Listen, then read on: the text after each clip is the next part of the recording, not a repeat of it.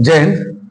चलिए बच्चों, आज हम लोग जो है बात करते हैं केमिकल रिएक्शन एंड इक्वेशन के पार्ट 2 की, जिसमें हम लोग देखेंगे कुछ बहुत ही इंपॉर्टेंट क्वेश्चन के बारे में।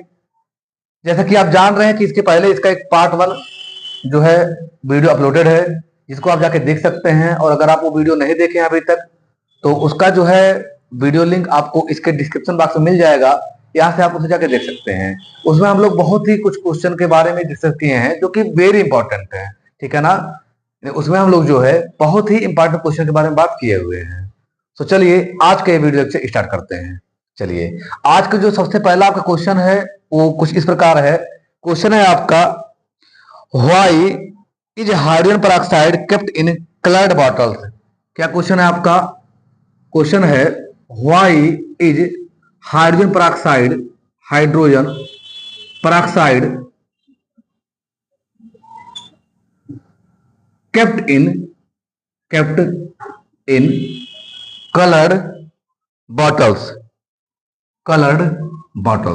ठीक है ना। ये आपका क्वेश्चन है, ठीक है ना। आई होप क्वेश्चन आप समझ गए होंगे। जो क्वेश्चन कह रहा है आपसे, वो कह रहा है कि जो हाइड्रोजन पेरोक्साइड है, ठीक है ना, जिसका फार्मूला क्या होता है? फार्मूला होता है इसका H2O2। क्या होता है? H2O2। इसे जो है हम लोग क्यों कलर्ड वाटर में रखते हैं? हम लोग क्यों ऐसे ही इसे नहीं छोड़ देते हैं, या कलरलेस वाटर में इसे क्यों नहीं रखते हैं? देखिए, जो H2O2 है, ये आपका एक जो है मेडिसिन भी है, जो कि कान में डाला जाता है, ठीक है ना। कान में इसी मेडिसिन को डाला जाता है। जब कान की सफाई की जाती है तो डॉक्टर्स इसी का यूज करते हैं। लेकिन यहाँ जो क्वेश्चन है उसका आंसर देखिए। जब जो है H2O2 सनलाइट के प्रेजेंस में डायरेक्टली आता है, किसके प्रेजेंस में? सनलाइट के, ठीक है ना। तो ये रहा H2O2। जब ये आता है सनलाइट के प्रेजेंस में, तब क्या होता है? इसका होता है डिकम्पोजिशन। क्या होता है? डिकम्पोजिशन। और ये ब्रेक हो जाता है H2O में एंड ऑक्सीजन गैस में। किसमें? H2O में एंड ऑक्सीजन गैस में। तो इसे इसीलिए कलर्ड बॉटल्स में रखते हैं, ठीक है। क्वेश्चन का आंसर ये है कि इसे हम लोग कलर्ड बॉटल में इसलिए रखते हैं क्योंकि जब अगर ये डायरेक्टली कांटेक्ट में आएगा सनलाइट के, तो यह क्या होता है? फोटोलिसिस होता है, जिसमें ये जो आपका H2O2 है ये टूट जाता है वाटर में और ऑक्सीजन गैस में। मींस H2O2 आपका क्या हो जाएगा? डिकम्पोज हो जाएगा। तो ये किस टाइप का रिएक्शन है? डिकम्पोजिशन रिएक्शन है। किस टाइप का है? डिकम्पोजिशन रिएक्शन है, ठीक है ना। सो इसे आप नोट कर लीजिए। फिर अगला क्वेश्चन देखते हैं। चलिए अगला क्वेश्चन देखते हैं। अगला जो क्वेश्चन है आपका, ये भी जो है बहुत ही इंपॉर्टेंट है। क्वेश्चन ये है, why is photosynthesis considered an endothermic reaction. क्या क्वेश्चन है आपका? क्वेश्चन है, why is photosynthesis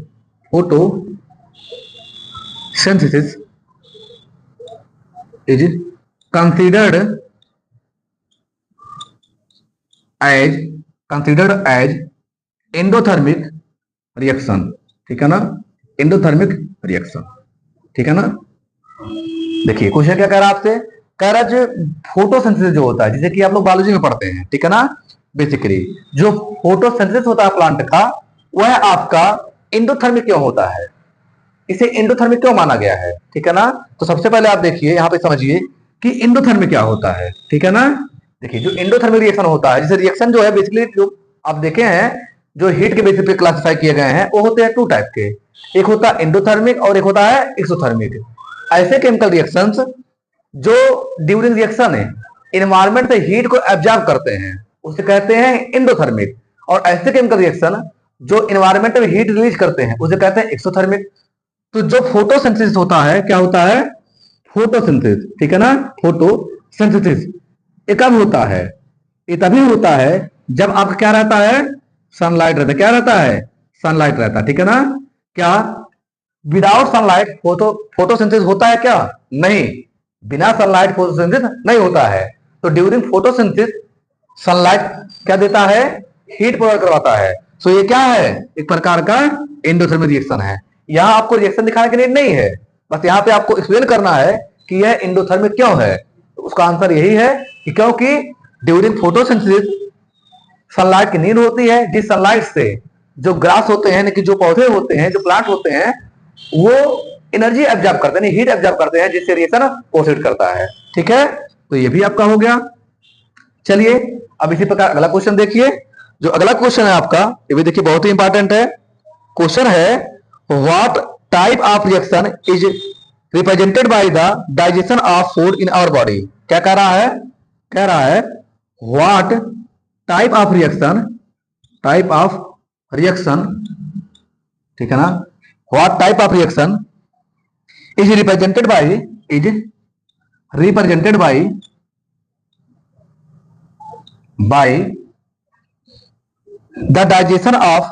the digestion of food in our body. ठीक है ना, कह रहा है क्वेश्चन कि जब हमारी बॉडी में फूड का डाइजेशन होता है, जो भी चीज हम कुछ खाते हैं, तो जब उनका डाइजेशन होता है, यानी कि वो डाइजेस्ट होता है, तो किस प्रकार का रिएक्शन होता है। देखिए बहुत ही मजेदार क्वेश्चन है ये। तो जो आपका आंसर है वो है क्या? डिकम्पोजिशन। क्या है? डिकम्पोजिशन। क्यों डिकम्पोजिशन है? देखिए आप पढ़े हुए हैं कि ऐसा केमिकल रिएक्शन जिसमें कोई एक रिएक्टेंट या कोई एक मटेरियल सबस्टांस एक से अधिक प्रोडक्ट में टूट जाता है, तो उसे क्या कहते हैं आप?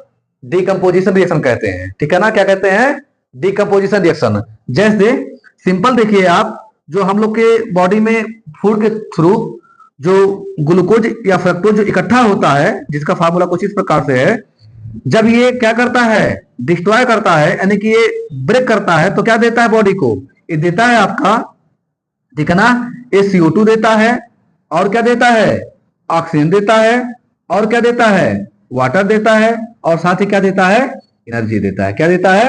एनर्जी देता है। ठीक है ना, जब जो आपका ग्लूकोज है, जो कि एक आपका एनर्जी का सोर्स है, ये डिस्ट्रॉय करता है, ब्रेक करता है, कहां पे? बॉडी में, तो आपको कार्बन डाइऑक्साइड देता है, ऑक्सीजन देता है, और वाटर, और साथ में एनर्जी देता है। मीन्स कहने का मतलब है कि देखिए कई सारा चीज देता है, तो फिर ये एक प्रकार का क्या है? डिकम्पोजिशन रिएक्शन ही है। ठीक इसी प्रकार से जो भी फूड आइटम्स हम लोग खाते हैं, जब वो डिकम्पोज होते हैं तो हमें कई सारी चीजें मिलती हैं। ठीक है, तो डाइजेशन क्या है? एक आपका डिकम्पोजिशन रिएक्शन है। ठीक है, चलिए हम लोग अब अगला क्वेश्चन देखते हैं। जो अगला क्वेश्चन है वो ये है, कह रहा है what changes in the colour of iron nails. ठीक है ना, इसे आप नोट कर लीजिए, फिर वहां पे हम जो है समझाते हैं आपको। पहले नोट कर लीजिए। चलिए अगला क्वेश्चन ऐड करते हैं। क्वेश्चन आपका देखिए, ये बहुत ही इंपॉर्टेंट क्वेश्चन है, अक्सर पूछा जाता है। क्वेश्चन है what changes in the colour of what changes in the colour of iron nails, ठीक है ना, iron nails and copper sulphate,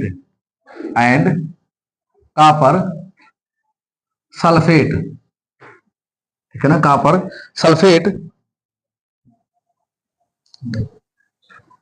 solution do you observe, sulphate solution do you observe, ठीक है ना, do you observe after keeping the iron nails, after keeping the iron nails dipped in copper sulfate solution, nails dipped in copper sulfate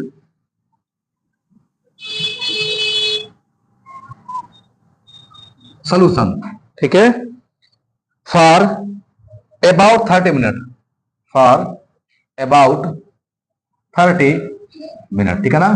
तो चलिए हम लोग इसे solve करते हैं। देखिए क्वेश्चन क्या कर रहा है आपसे, कह रहा है what changes in colour of iron nails, कह रहा आयरन नेल्स के कलर में क्या चेंजिंग आएगी, एंड कॉपर सल्फेट, और कॉपर सल्फेट के कलर में क्या चेंजिंग आएगी, ठीक है ना। कब? जब उसे आप 30 मिनट तक कहां रखते हैं? कॉपर सल्फेट के सोल्यूशन में। यानी क्वेश्चन कह रहा है कि ये कॉपर सल्फेट का सोल्यूशन है। ये रहा आपका कॉपर सल्फेट, क्या रहा, कॉपर सल्फेट, ठीक है ना, CuSO4 जिसका फार्मूला होता है। इसमें क्या रखा जा रहा है, आयरन का नेल्स यानी कि लोहे की कील, इसी में क्या कर रहे हैं, रखा जा रहा है। कर अब 30 मिनट बाद क्या होगा, देखिए जो कॉपर सल्फेट होता है ये कैसा होता है, ये होता है ब्लू कलर का, कैसा होता है, ब्लू कलर का। और आयरन नेल्स का कलर आप जानते ही हैं कैसा कलर होता है।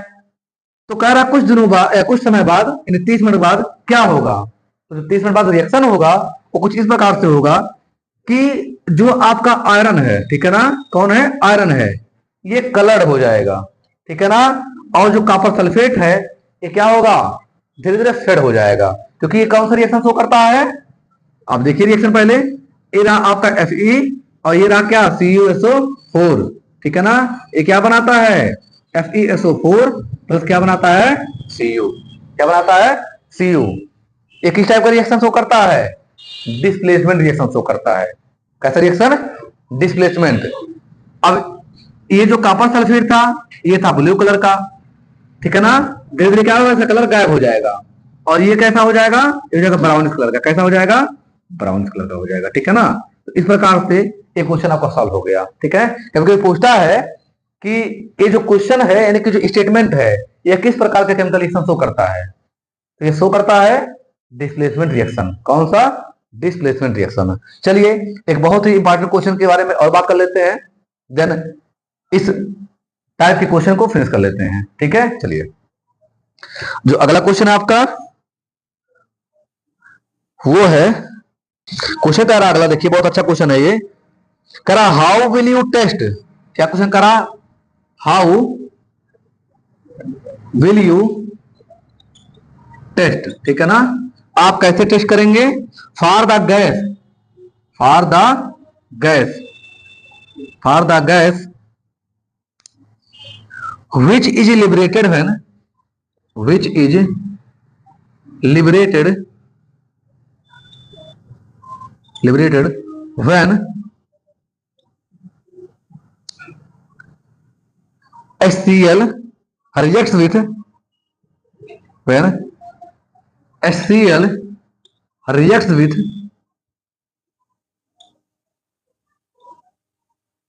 active metals, active मेटल्स, ठीक है ना।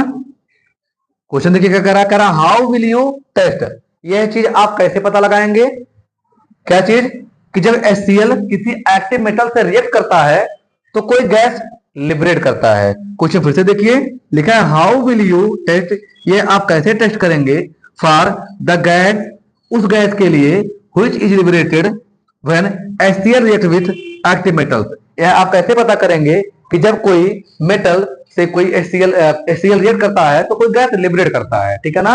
देखिए ये रहा मान लीजिए एग्जाम्पल के तौर पे आपका कोई मेटल, ठीक है ना, फॉर एग्जाम्पल हम मेटल लेते हैं जिंक और इसका रिएक्शन किससे कराते हैं, मान लीजिए HCl से। तो आप जानते हैं कि जब किसी भी मेटल का रिएक्शन होता है एसिड से तो क्या देता है, ये हाइड्रोजन गैस प्रोड्यूस करता है, क्या देता है, हाइड्रोजन गैस। तो क्या बना देगा आपका, ये बनाएगा ZnCl2 प्लस क्या बनाएगा, H2 गैस। इसे आप बैलेंस कर लीजिए, बैलेंस हो गया। अब यह चीज पता लगाने के लिए कि यहाँ गैस प्रोड्यूस हुआ है वो भी हाइड्रोजन गैस, जब इसे सॉफ्ट सोल्यूशन से पास कराया जाता है, देन बर्निंग कैंडल को इसके पास लेके जाया जाता है तो यह पॉप साउंड क्रिएट करता है, जिससे यह एविडेंस मिलता है, यह प्रूफ होता है कि जो गैस प्रोड्यूस हुआ है वो कौन सा गैस है, हाइड्रोजन गैस है। कौन सा गैस है, हाइड्रोजन गैस है। आई होप आप इन सभी क्वेश्चन को समझ गए होंगे। तो चलिए ऐसे ही मिलते हैं फिर और भी क्वेश्चन के साथ, तब तक के लिए धन्यवाद, जय हिंद।